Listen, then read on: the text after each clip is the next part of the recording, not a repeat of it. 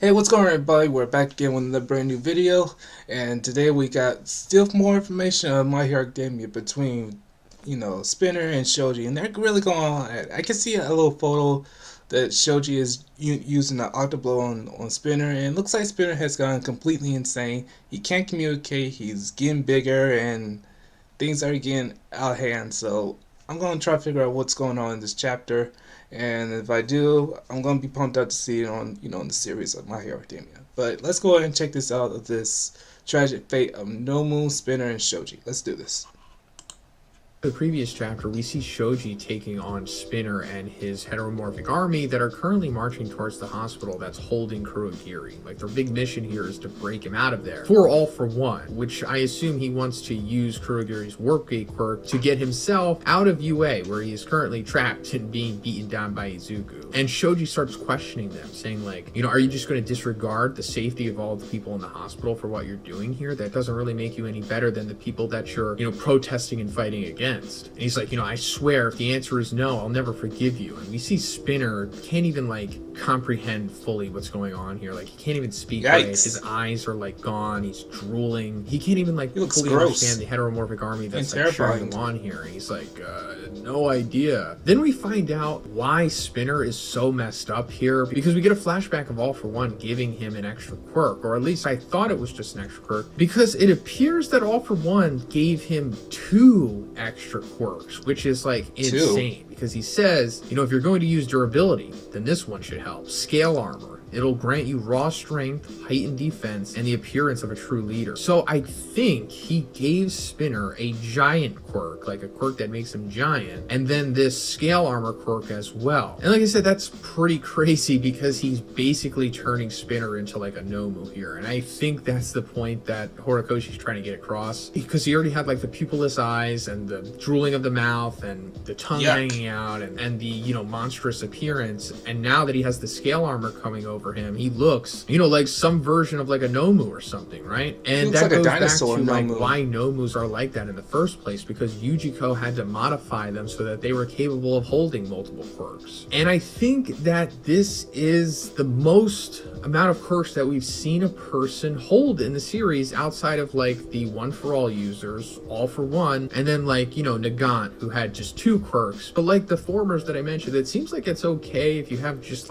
2 quirks, I guess, right? It doesn't seem to put too much stress on you. But once you start getting into having 3 quirks without a modified body or anything, then that's when you start to lose your mind, essentially. And I think that's pretty much what we're seeing with Spinner here. He's in the process of completely losing himself because he just has too much power, too many quirks. And this is the big tragic aspect of Spinner, because he's essentially losing himself to this cause that he's not even 100% fully on board with, because he was originally doing this for Shigaraki. That's why he accepted to take these extra quirks in the first place, because he was it's all for Shigaraki, because that's who he looks up to the most. Originally, Spinner was ride or die for Stain. That was his introduction into the series, carrying on Stain's will. But as that kind of died off, he found new purpose in serving Shigaraki and making him take over and whatnot, because he looks up to Shigaraki. He really admires him. They bonded as the series has gone on. A lot of it off panel, but we saw some of it in the Villain Academia, and towards the end of the first war, we actually get this flashback of Shigaraki talking to Spinner, saying that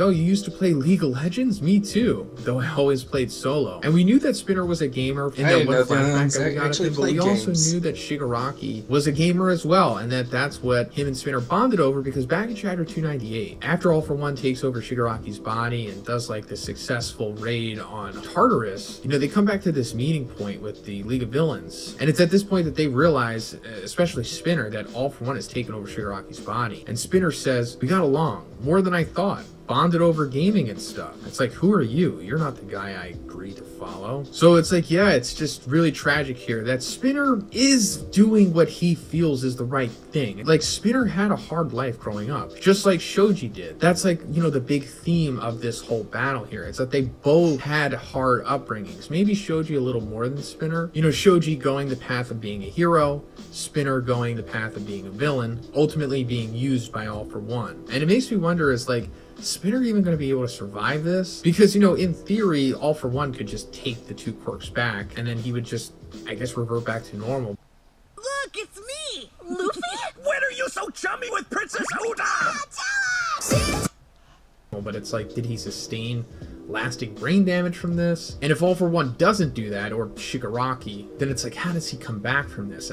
Unless he just ultimately winds up dying here, which would be find really a way to sad, get back to tragic, normal but I could before see he that goes happening. berserk. I think it would be He's more already fitting getting if berserk Shigaraki already. or Izuku, if he winds up taking the All for One quirk, reverts Spinner back to being normal again. Or, normal for Spinner. But going into the Shoji side of things, we're getting a flashback on him in this chapter. Actually, a couple. So the first one is that at some point we see that he actually revealed his face to Class 1A and told them that, he comes from, as he says, a backwater village where pure blood was so important that they'd even take up arms to children to keep things pure. So that's why he has the scars on his face, because he was straight up abused by the citizens of this village, which is, awful. And it's been going into what we've been talking about, how in the My Hero world, the cities are more progressive and accepting of the heteromorphs, but the more rural, backwater village or towns or whatnot are way more conservative. So to a crazy point to where they're just we'll kill even children if they're heteromorphs. And since Shoji had these scars, that's why he decided to wear the mask, because he didn't want people to think that he was out for retribution, which is understandable. And then while he has a ton of painful memories and no way that he can ever really forget them, he chooses to remember the big happy memory of his youth, and that's when he was able to save this girl from drowning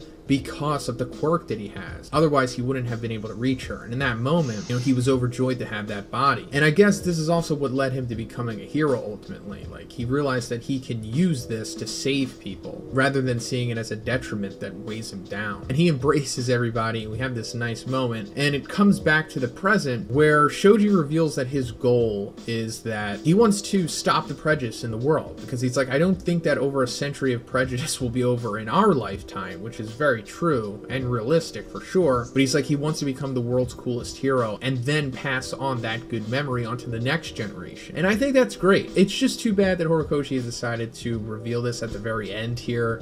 For example, we got Kirishima's backstory way back in the Overhaul arc, and it's he could have gave Shoji this development sometime after that, and I think it would have been better to build up characters like this throughout the story rather than just shoehorn it all in at the end. But it is what it is. I guess better late than never, I'm just appreciative that he's at least doing this much. But Spinner, hearing this, still can't comprehend it, because he's losing his mind here, and he's just I don't care, tear it down, and he keeps going after Shoji. And I think Shoji is about to do his ultimate move or something, because suddenly all of this flesh starts wrapping around his arm with these eyeballs in it, and Spinner's that's disgusting. And Shoji's what can I say? It's just who I am. And he's about to just nail him with this huge fist thing. I assume it's going to be huge once he unleashes it in the next chapter, and this might be wait to find out what your new maybe even awakening or something, because it looks like Koda is getting some kind of awakening or something too. He's sprouting horns from his head in this chapter as he's taking on that paranormal liberation guy, who I assume is going to be his final opponent. But yeah, that's pretty much where the chapter ends. Like I said, this might have a tragic ending here. I mean, I do think that there's some way that they're going to get Kurogiri out of that hospital, because he kind of has to